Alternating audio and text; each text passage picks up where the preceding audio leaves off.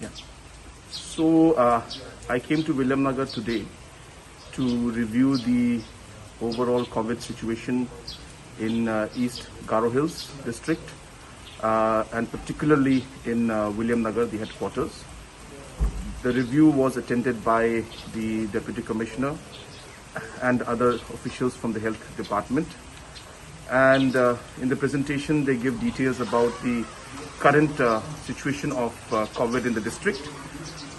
Overall, the situation seems to be under control as of now.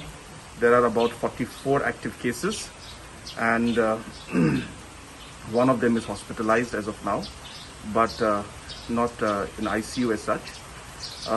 And overall, the district has approximately about 23 beds that has been dedicated for COVID, but we need to expand that, and therefore in the review we discussed on what are the requirements to expand the overall infrastructure in the district hospitals, and also we stressed on the need for vaccination and that people should come forward and vaccinate more. So we have urged the leaders of the religious leaders as well as the community leaders to help improve the overall vaccination program, and they were also part of the meeting.